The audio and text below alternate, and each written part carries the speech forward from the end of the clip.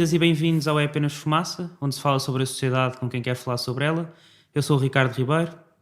Hoje temos como convidado o Cédric de Carvalho, jornalista e ativista angolano pela democracia em Angola. Foi preso em 2015 no processo 15+2, enquanto lia e discutia uma adaptação do livro From Dictatorship to Democracy, de Gene Sharp, e foi acusado de crime de atos preparatórios de rebelião. Esteve preso durante 1 ano. Bem-vindo. Muito obrigado.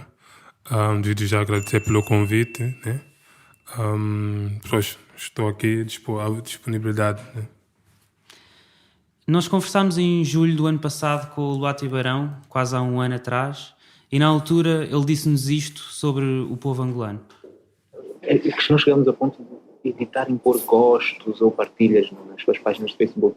É esse ponto de trauma que ficou aqui da perseguição que se faz a pessoas individuais. Isso que é grave, não são grupos de pessoas individuais são perseguidas por terem opiniões dissonantes e por as tornarem públicas. Portanto, é o que a gente constata aqui. Nos últimos meses têm-se multiplicado os comentários, as críticas ao governo angolano e ao MPLA, também à Isabel dos Santos, no Twitter e no Facebook. O que é que mudou, se é que mudou alguma coisa? Pois, não muda tanto. O que o Luati diz ali é algo bem real. E depois eu tive inclusive a oportunidade de uma dessas pessoas que não põe gosto nas minhas publicações e páginas me ter garantido que não o faz por medo, né? Conversa comigo normalmente no chat privado, mas ações que demonstrem a amizade que essa pessoa tem comigo, ela não faz. Não deixa esses sinais nas redes, e vê lá, são nas redes sociais, o que demonstra que este medo permanece ali. Mas o que mudou, olha, nós estávamos ali a notar uma pequena abertura, porque começávamos a ver já Isabel dos Santos, Bonito de Souza, que é candidato a vice-presidente pelo MPLA, e o próprio marido da Isabel, o Sindicato Colo, a terem contas nas redes sociais, e já lá, apesar do tom mesquinho, abusivo e muito baixo que usavam para comunicar, mas ainda assim estavam ali a comunicar. Aproveitamos, né? Eu sou uma dessas pessoas, mas muitos aproveitamos para ir lá a estas redes e trocar impressões com estas pessoas para ver até que ponto é que essas pessoas são sensíveis e também são humanas. E fazíamos perguntas, provocávamos, né, para ver a reação dessas pessoas. De lá para cá foi a coisa de umas 2 semanas, a Isabel dos Santos e o seu marido bloqueou-nos. Bloqueou a mim, bloqueou o Luati e deve estar bloqueado todo mundo que ele contesta nas redes sociais. E há muito tempo também que não vejo o Bonito de Souza, que é o candidato a vice-presidente pelo MPLA, também não vejo há muito tempo.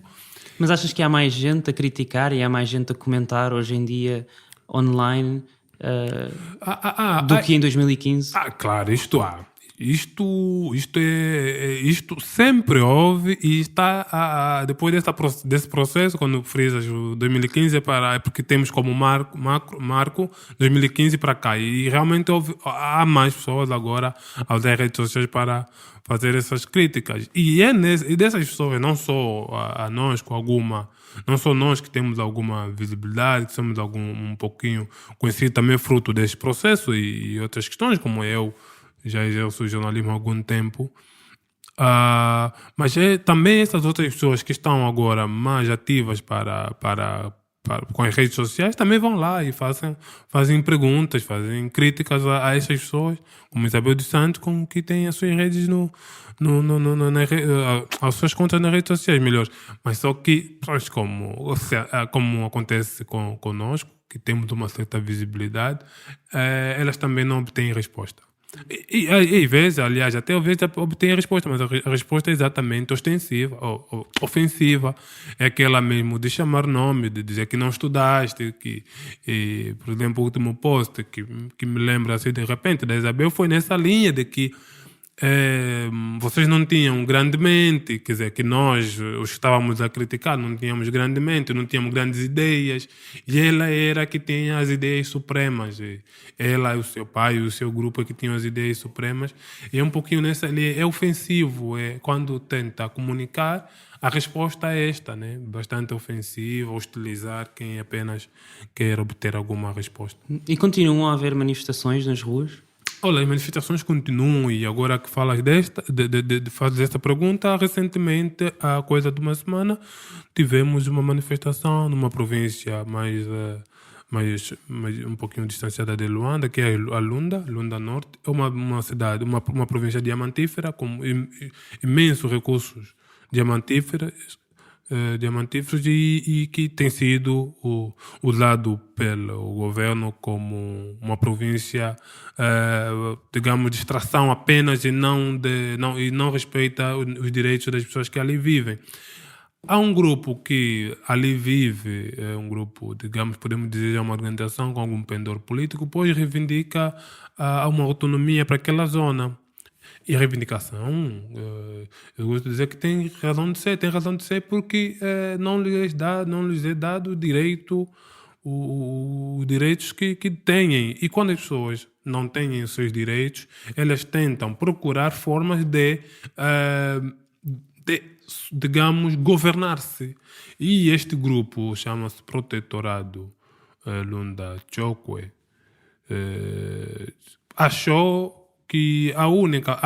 Acredita que a única forma de melhorar o nível de vida das pessoas daquela região diamantífera é tendo autonomia política, econômica para governar-se. Essa manifestação que eles convocaram na semana passada foi reprimida violentamente, onde inclusive houve uma morte. Pois, então é só para mostrar que as manifestações continuam, mas também continuam com o mesmo grau de repressão por parte do governo. No dia 19 de abril, 7 ativistas angolanos foram condenados a 45 dias de prisão efetiva por resistência às autoridades depois de se terem manifestado 2 dias antes. David Sali, Paulo Mabiala, António Mabiala, Mário André, Nzunzi Zacarias Mabiala, Valdemar Aguinaldo e Adão Bunga foram libertados no dia 8 de junho. Isto é o constatar de que continua a existir esta repressão? Sim, essa manifestação, e depois temos visto que quase depois as manifestações não chegam a ser executadas, né? Porque a manifestação ela tem um fim, a pessoa tem que chegar lá, exprimir-se, só que tão logo os promotores, os participantes de uma manifestação colocam os pés no local combinado para o protesto, são logo agredidos, detidos, e às vezes a própria manifestação em si nem acontece. Mais uma vez com estes manos que estão no município de Cacoaco, né? Aconteceu no município de Cacoaco, um pouquinho distante do centro de Luanda, e ouvi isto, prenderam. Mas também, isto foi em abril, mas antes, pouco tempo antes, acho que em março, tivemos uma outra manifestação onde também agrediram, né? E nesta, inclusive, participou o Luate, o Hitler, foi o Hitler Samussuco. Nesta manifestação houve muitas agressões, mas o Hitler Samussuco foi ferido, partiram-lhe a cabeça e pronto, as imagens ficaram a circular, fez vídeos onde ele sangrava completamente, sem dor nem piedade por parte dos agentes, aquela agressão. E isto continua até agora. O que aconteceu agora na Lunda Norte, o que estamos aqui estamos perante uma continuidade do modus operandi do próprio regime. Era suposto que depois de sairmos da cadeia, com esse rebuliço todo que o processo deu, era suposto que eles repensassem as suas estratégias de repressão. E estou a dizer repensassem, porque eles não está no seu ADN reprimir, mas que repensassem as formas de fazer. Só que eles partem sempre, eles só sabem agir daquela forma, né? Só sabem bater, e por isso é que batem até 7 indivíduos, prendem até 7. Porque nem que for uma pessoa a manifestar, a aparecer com um cartaz, eles vão bater da mesma forma como se estivessem a bater se fossem 10 ou 20. Porque eles não sabem fazer diferente. Só sabem bater, só sabem agredir, só sabem disparar e tudo. Então, pronto. Agora, também com esta onda de repressão, isto está bem visível que não vai parar agora. Falando também sobre a liberdade de expressão e a liberdade de expressão de jornalistas, a dia 20 de junho, há 10 dias atrás, nós estamos a gravar no dia 30, o Ministério Público acusou Rafael Marques, jornalista angolano e fundador do MAC Angola, e Mariano Braz Lourenço, editor do semanário O Crime, de crimes de injúrias e ultraje a órgão de soberania, após uma queixa do Procurador-Geral da República. Isto foi com base num artigo que se chama Procurador-Geral da República envolvido em corrupção, escrito por Rafael Marques e publicado nos dois meios, O Crime e MAC Angola. A Human Rights Watch exigiu que o Ministério Público angolano deixe cair as acusações e diz até que constituem mais uma tentativa das autoridades angolanas para limitar a liberdade de expressão e a liberdade de imprensa. Fala sobre isto. É claramente isto. E isto é muito grave a acontecer logo no ano eleitoral. Estamos a falar de um jornalista com digamos, um prestígio reconhecido hoje a nível mundial. Rafael Marques é daquele jornalista que eu atualmente passei a denominar de alta autoridade contra a corrupção, porque ele faz imensas pesquisas nessa área, denúncias, com provas, e de todas as denúncias que tem feito com provas, porque ele, para além da denúncia jornalística, ele também faz a denúncia, digamos, oficial, vai mesmo até as instituições e deposita a sua queixa, mas de todas estas denúncias, queixas que tem feito, não há nenhuma investigação a ocorrer, não há nenhum resultado. O que acontece é o contrário, é o que estamos a viver. Quem foi queixar é exatamente o processado, é o intimado, é o perseguido. Rafael Marques está a sofrer mais um processo pela sua luta contra a corrupção. E esta luta contra a corrupção, claro, está intrinsecamente ligado com a liberdade de imprensa e de expressão, porque é um jornalista a tentar exercer, Rafael Marques está a exercer a sua liberdade, o seu direito de exprimir-se e de, digamos, comunicar a partir da imprensa. Mas dali vem o resultado é este, que temos agora um processo que reverte contra ele. Mas o certo é que este processo contra o Procurador-Geral da República também Rafael Marques não faz, digamos, desapoiado. Também tem provas de que realmente o procurador adquiriu terras numa localidade em Angola a preços da rua, digamos, preço bastante baixo, quando a finalidade é para um projeto empresarial.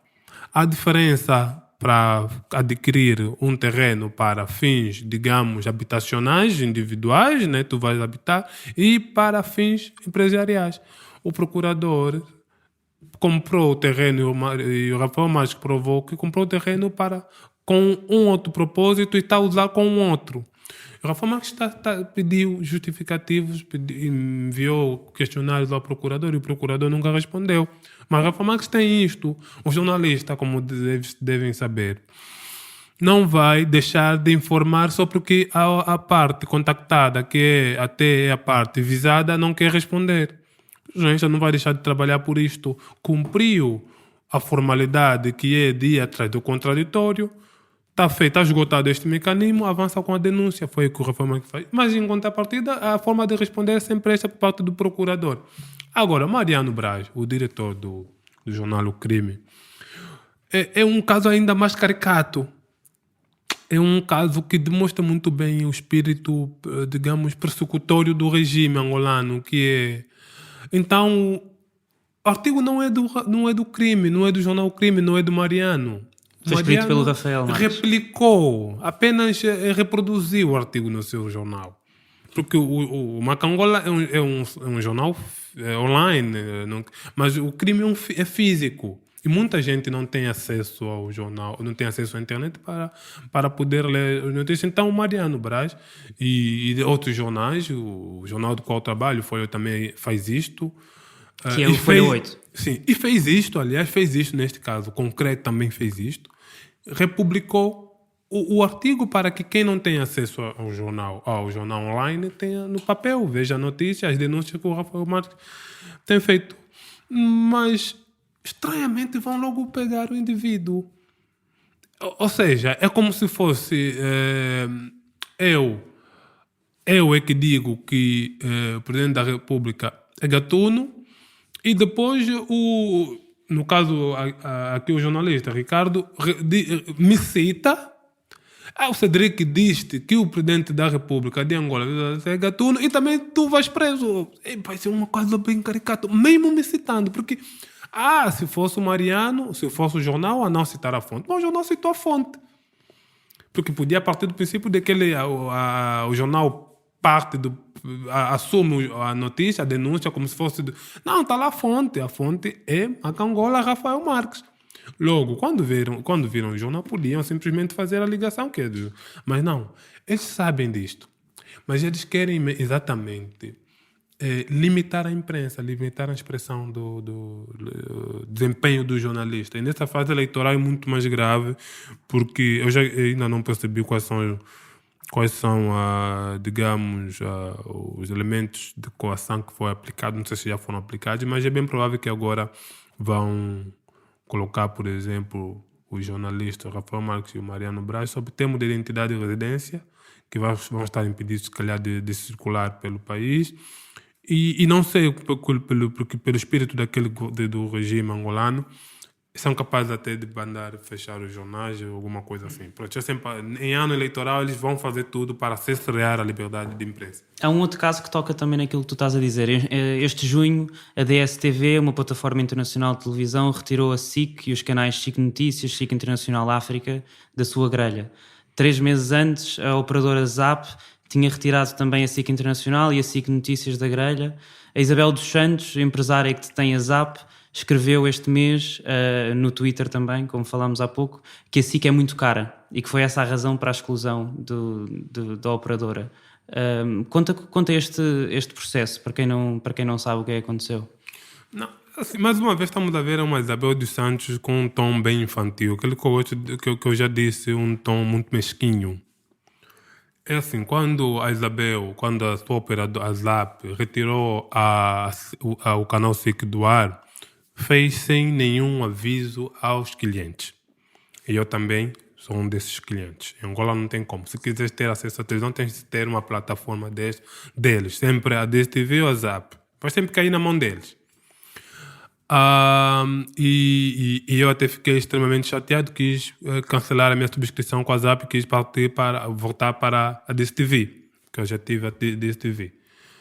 Mas pronto, ficou-se por aí. A minha esposa, fomos aí digamos, numa votação caseira, e a minha esposa venceu e ficou com a Zap, porque a Zap tem muitos canais que ela gosta e pronto, e ficou-se por ali. Mas pronto, pensou-se que muita gente pensou que pelo menos assim que estaria ali na DSTV. Eu fui daqueles que logo dizia às pessoas que me rodeavam que a DSTV, a SIC, na DSTV também sairia tarde ou cedo. E porquê é que tu achas que saiu? Exatamente porque se o objetivo é impedir que as denúncias que a SIC tem feito nos últimos tempos sobre a situação de Angola, a corrupção, maus tratos, o nível de pobreza extrema e tudo isto, se o objetivo é impedir das pessoas em Angola terem acesso a isto, então não ficariam simplesmente pela SIC ou pela Zap. Eles iriam mesmo partir para a DSTV. Mas agora, eu recebi como resposta, não, mas a DSTV não é da Isabel e é uma empresa, é uma operadora de sul-africanos, já são empresários sérios. Eu disse aos meus amigos o seguinte: em Angola, José Eduardo dos Santos e o seu MPLA mandam em tudo. Meteram todo mundo no bolso. Aqui não é empresário praticamente sério. Ou então, até podemos ter empresário sério, mas não é empresário que escape a essa teia do regime, da ditadura angolana. Não há. E é bem provável que, se alguns acreditavam que a DSTV era séria, ou a DSTV podia permanecer o serviço da SIC, então é bem provável que durante os 3 meses que durou para tirar fora foi nesse braço de ferro. Mas, como viu-se, no final das contas, o que venceu é a vontade de um pequeno grupo do José Eduardo Santos e Isabel dos... Mas agora fico até confuso se foi um pouquinho, digamos, uma mesquinhez da própria Isabel só, ou exatamente o grupo todo que não queria assim que ali... É bem provável que seja o grupo, porque o grupo que estava a ser visado não era só a Isabel, é o pai da Isabel principalmente, né? Se calhar ela, logo por retaliação, achou que devia agradar o pai tirando o canal assim que do ar. E fez também esforço para tirar da DSTV para agradar ainda mais o pai. Pode ser nessa linha, mas o certo é que esta retirada da SIC, das duas plataformas de televisão em Angola, representa o que já estamos aqui a dizer, um silenciamento da imprensa, da liberdade de imprensa e de expressão neste ano eleitoral, que é muito grave, né? Como tu já disseste várias vezes, este ano vão haver eleições, vão ser no dia 23 de agosto, e passados 38 anos como presidente, José Eduardo dos Santos não se vai recandidatar pela primeira vez, apesar de ainda assim estar na lista do MPLA. Quem é que é o próximo candidato do MPLA e qual é que é a tua opinião sobre ele? Não, um reparo. O José Santos não está na lista. Ele não está... Primeiro ficou-se naquela confusão de que ele estaria, mas depois a lista oficial, e que até o Tribunal Constitucional já apresentou, ele não está na lista. Mas, pronto, qual é a minha visão sobre o seu indicado? É exato, começa logo ali. O facto de ser o indicado dele já é um mau sinal. Que é quem? O João Lourenço, um general, ministro da Defesa. E vice-presidente do MPLA. E pouco antes de ser indicado como sucessor, como candidato a sucessor, foi nomeado, fazia pouco tempo que também estava como ministro da Defesa. E parto logo desse facto dele ser ministro da Defesa para dizer que eu não espero nada de positivo da parte deste indicado. Por quê? João Lourenço, como ministro da Defesa, durante esse tempo, há uma região em Angola que chama-se Cabinda e tem um conflito, digamos, de independência. Um movimento independentista lá reivindica a independência para aquela zona, alegando que Cabinda não é Angola e todos outros argumentos mais, que me tenho dedicado um pouquinho a fazer pesquisas nesse sentido. Mas o certo é que desde a sua sessão a ministro da Defesa, a repressão nessa zona aumentou. E se aumentou sob tutela, quem faz a repressão lá são as Forças Armadas, e se aumentou sob tutela do ministro da Defesa, logo estamos a ver que ele vai optar pela repressão. Já é um indivíduo que temos aí um elemento comparativo, que é mais para o lado da repressão do que para o diálogo, do que para estratégias, digamos, podemos até dizer democráticas, convencionais atualmente para a resolução de conflitos. Ele vai pela via, digamos, ainda medieval, que é da guerra, da força, da imposição de força. Então, por aí já... Mas também temos o discurso todo deste mesmo indivíduo. Ele tem um discurso extremamente, digamos, violento. Já hostiliza os candidatos da oposição, né? Ele já pratica a corrupção em pleno ato eleitoral. Explica isso.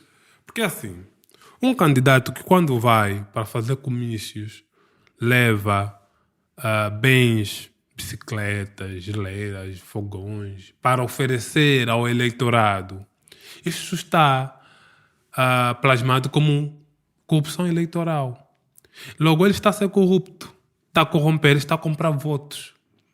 E se um indivíduo que se propõe ser presidente parte logo desse princípio de corromper eventuais eleitores, eleitores, porque são mesmo eleitores, então logo se vê qual será a modalidade de governação dele. Vai ser essa modalidade de cooptar as pessoas por via da corrupção. E se a corrupção não funcionar, então vai pela via da violência física. Isto são indicadores de que João Lourenço, dele não se pode esperar nada. Mas também não se pode mesmo esperar nada, como disse no início, porque ele é indicado do José Eduardo Santos. José Eduardo Santos, sendo o mal que ele é, sendo o indivíduo que tem causado toda esta maldade ao longo destes anos, indicando este indivíduo, não podia ser diferente, porque ele não vai indicar alguém que tenha, digamos, um perfil oposto ao dele. Isso é que seria muito estranho, porque o indivíduo reconhece-se a si mesmo. José Eduardo Santos indica o João Lourenço porque reconhece-se no João Lourenço.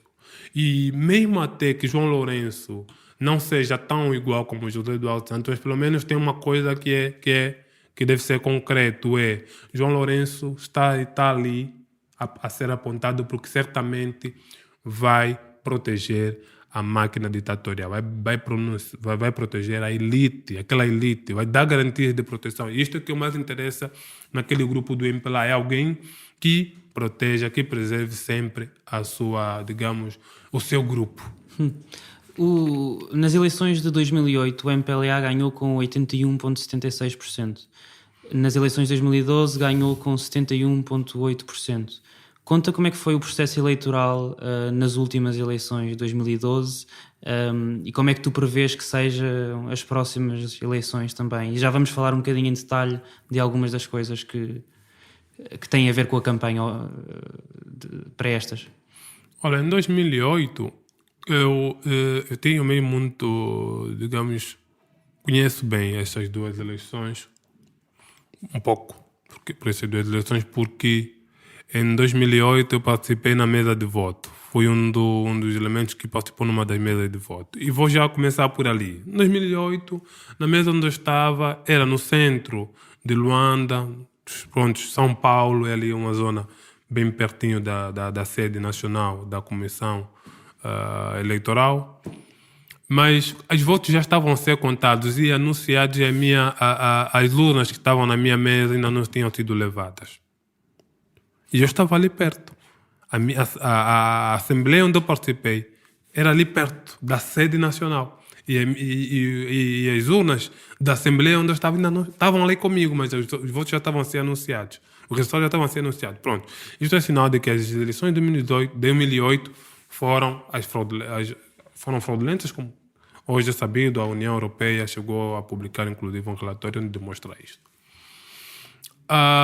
Mas depois temos a de 2012. 2012 foram ainda mais fraudulentas. Os partidos da oposição apresentaram estes relatórios, onde provou-se que houve inclusive introdução de urnas, viu-se caminhões militares a transportarem urnas em sítios.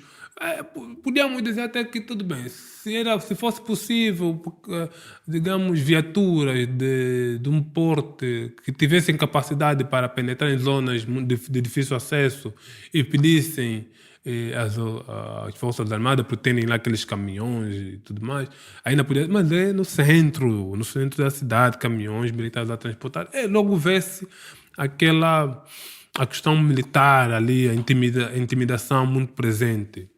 Mas pronto, o certo é que as autoridades, os partidos políticos da oposição fizeram isto e eu também, eu acompanho enquanto jornalista, percebi muito bem que foram mais uma vez fraudulentos. Nós conversámos com o Domingos da Cruz e falámos também sobre as eleições angolanas de 2012 e ele disse isto. A pena, Angola não é uma democracia, pelo que dentro de um regime autoritário o que tem acontecido não são eleições, são simulacros eleitorais. E existe uma máquina de engenharia fraudulenta devidamente montada para fabricar esses resultados.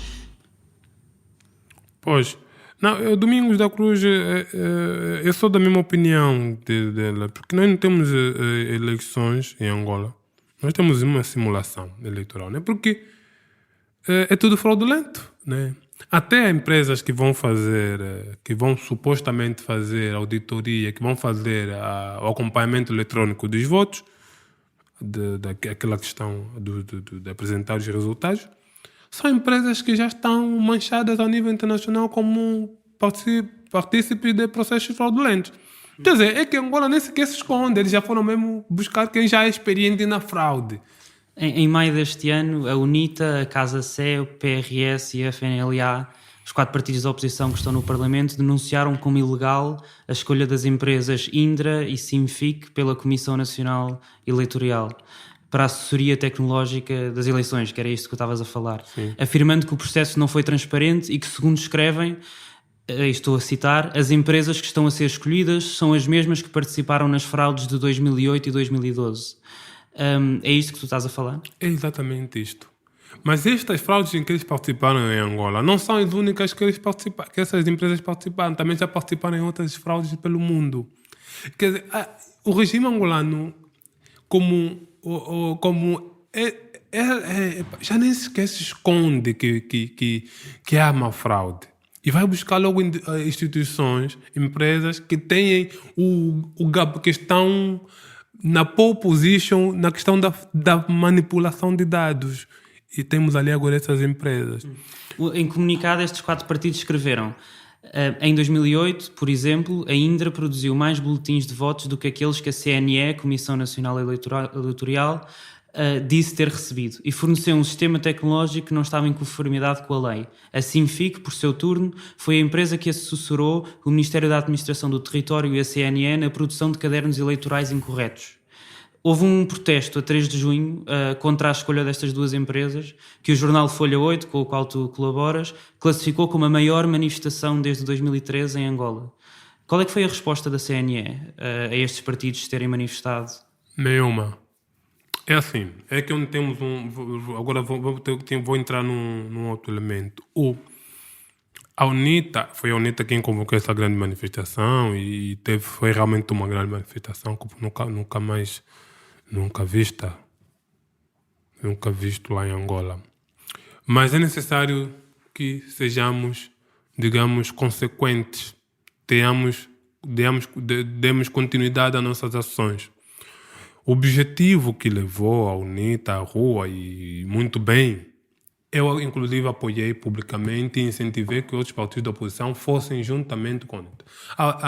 Aliás, o que eu estava a aconselhar é que não fosse a UNITA individualmente organizar. A UNITA já estava a organizar, tudo bem, mas que não fosse a UNITA sozinha. Que os outros partidos, conversei com indivíduos de outros partidos, publicamente fiz exposições públicas a pedir que eles se unissem, que fossem, porque aquilo não é uma questão da UNITA, é uma questão deles, porque eles querem transparência. Aliás, todos queremos transparência nas eleições. Mas pronto, a manifestação ocorreu só com a UNITA, pronto, com os outros que também ativistas, muitos uniram-se e muito bem, como eu próprio também apoiei.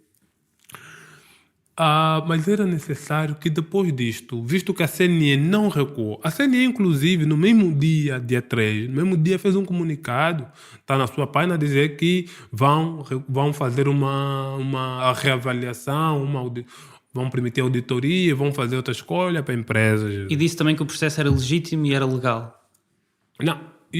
Depois recuou dessa posição. No dia 3, mesmo com a manifestação a decorrer, eles reuniram e disseram já o contrário. Quer dizer, a pressão estava a funcionar. E eu até, inclusive, fiz depois uma publicação também a dizer, olha, está aqui, pelo menos está, Deus. Mas há uma coisa, a UNITA e os outros partidos da oposição, a UNITA já fez aquilo, mas a UNITA tinha o dever de continuar a fazer, deveria dar continuidade. E o que é que podem fazer?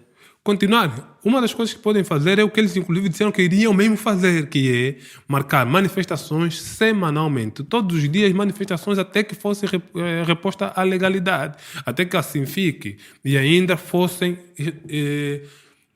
retiradas do processo ou então que passassem por um processo, digamos, público de candidatura para auditoria ou para assistência tecnológica. Fizeram a primeira manifestações e todas as outras que anunciaram que iriam fazer, não fizeram, e é isso que deviam mesmo fazer, porque em última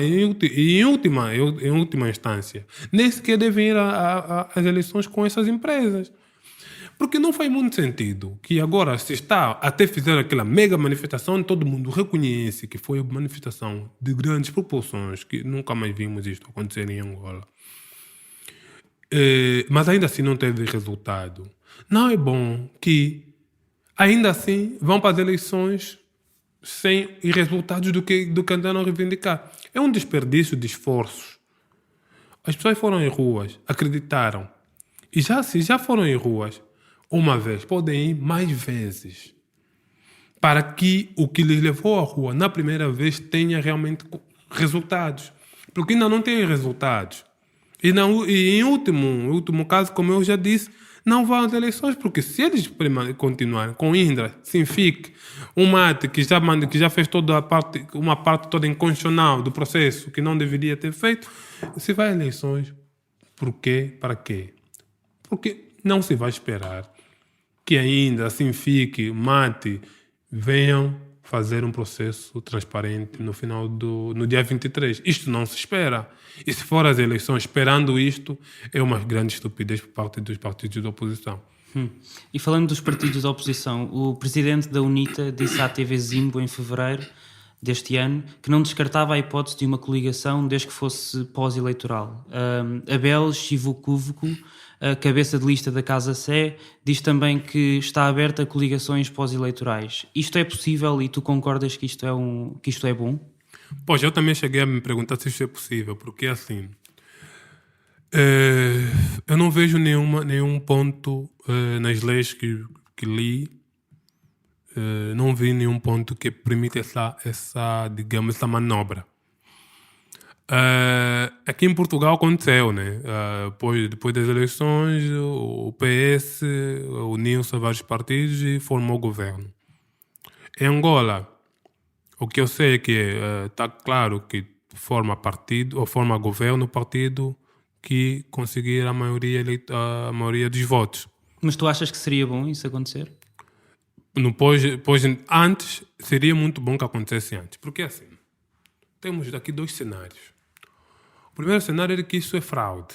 O processo todo é um simulacro eleitoral.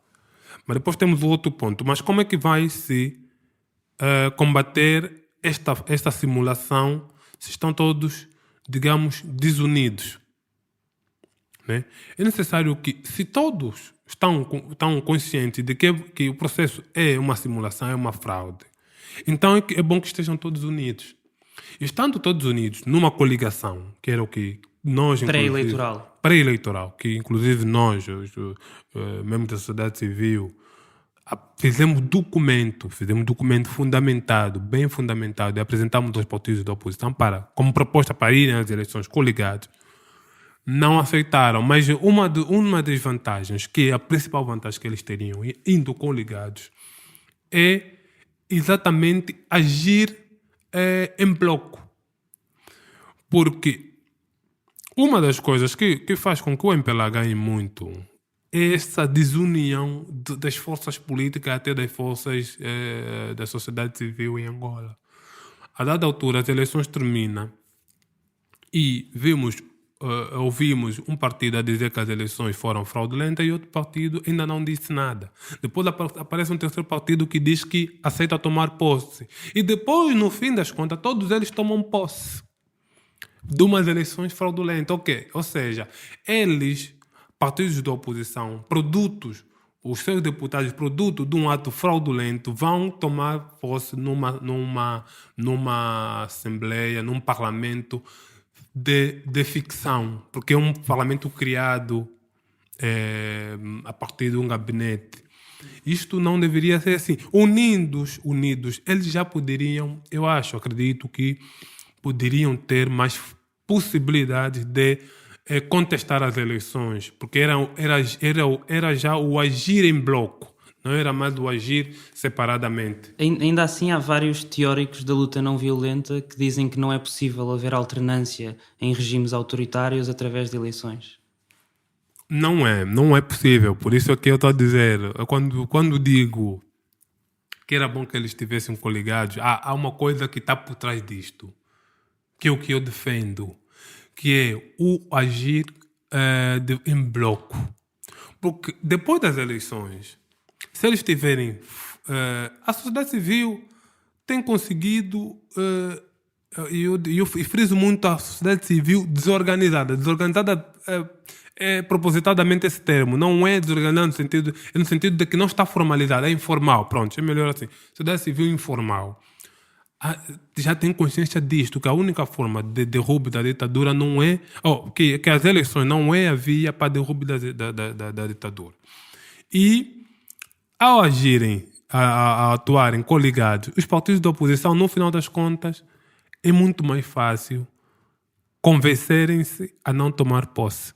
A não tomar posse instala-se, digamos, um protesto digamos, que vai atingir a escala mundial, porque quando se perceber que o MPLA que fez a fraude, até eles depois criam uns partidinhos, que criam uns partidos satélite, mas quando perceberem que partidos como UNITA, como a KDC, como PRS, FNLA, Bloco de Esquerda, Bloco Democrático, desculpa, estou sempre... Bloco Democrático, não tomaram posse, o mundo todo, que até agora, felizmente, o mundo já começa a perceber que a Angola é uma ditadura. Mas o mundo todo vai olhar para a Angola ainda com os olhos, ainda mais convicto de que realmente aquilo não é uma democracia, é uma ditadura. Porque onde até partidos da oposição não tomam posse, é realmente uma coisa muito interessante. E aqui em Portugal já aconteceu isto, no tempo da ditadura saladarista. Houve uma altura em que os partidos, agora não lembro o nome do partido na altura, mas não foi às eleições. E passado 10 anos, a ditadura saladarista caiu.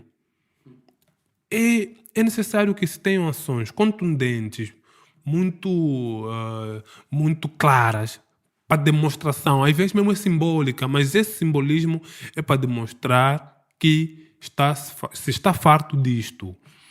Eu digo, se UNITA, KDC, PRS e os outros partidos da oposição não tomam posse, não há quem em Angola fique indiferente a isto. Não há quem no mundo ficará indiferente a isto, a esta postura. Mas ainda assim eles continuam a não achar melhor tomar posse. Né? Em 2015 foi alterada a lei do registro eleitoral, aprovada com os votos do MPLA, que dá à Administração Central o poder de organizar o registro eleitoral. A Constituição da República Angolana diz no artigo 107 que os processos eleitorais são organizados por órgãos de administração eleitoral independentes, cuja estrutura, funcionamento, composição e competências são definidos por lei. O Rui Verde escreveu no MAC Angola, no passado agosto: ao retirar à Comissão Nacional de Eleições a responsabilidade do registro, a lei comete uma batota política e legal. Política porque tenta atribuir ao governo o poder de definir o universo eleitoral. Legal porque não cumpre a Constituição. Este ponto é muito importante, pois não basta ganhar eleições, é necessário ganhá-las com legitimidade e transparência. Como é que tem sido o processo de registro eleitoral neste momento em Angola? Olha, é exatamente como diz ali o artigo que citas. As eleições em Angola, a Constituição é clara. Quem deve organizar as eleições é um órgão independente.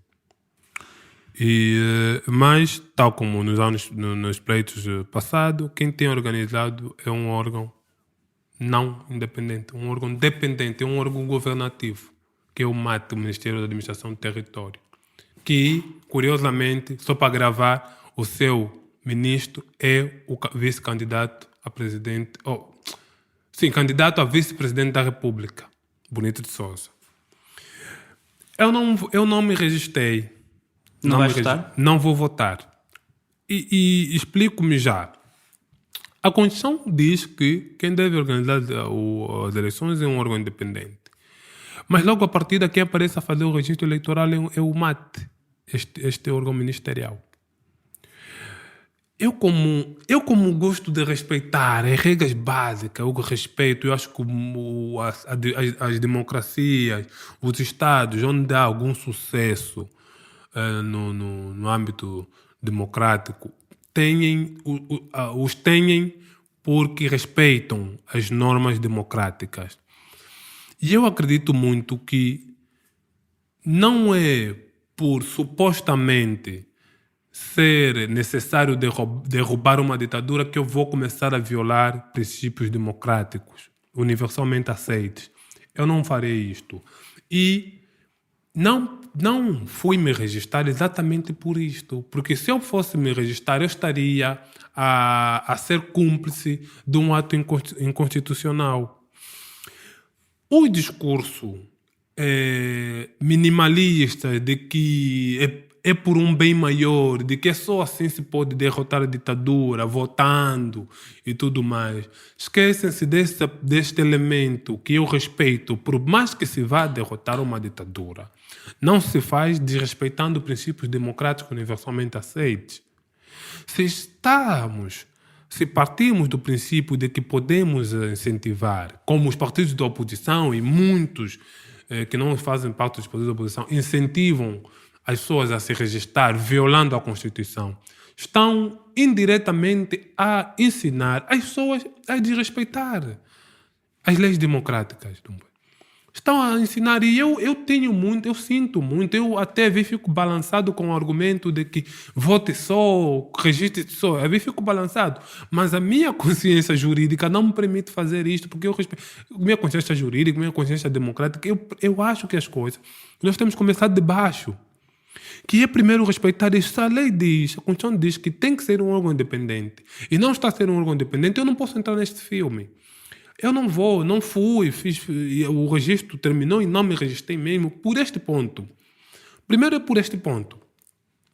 Então, os partidos da oposição fizeram e continuam a fazer, a incentivar as pessoas a votar, a incentivar as pessoas a se registrar, agora estão a incentivar as pessoas a votar.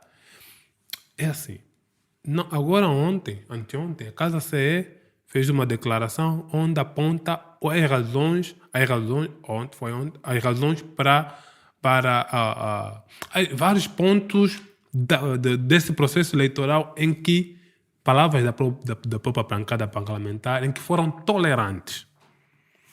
Foram tolerantes com o mate, foram tolerantes com a falta de dinheiro, a forma desproporcional de acesso aos financiamentos para a campanha, e foram tolerantes com a Indra e a Sinfic, foram tolerantes por muita coisa. E essas outras coisas resultam numa fraude eleitoral. Não se compreende como é que um partido da oposição vai tolerar partes de um processo que vão ditar todo o processo. Não se faz isto. Porque ao fazer isto vai dar o que vai dar. E eu dou outro exemplo que é a base do processo jurídico. Se um processo, digamos criminal, que eu estudei direito penal, digamos criminal chega no tribunal com vícios, com muitos erros logo à partida, temos dois resultados. Ou se vai condenar um indivíduo injustamente, ou se vai libertar o indivíduo injustamente. Por quê?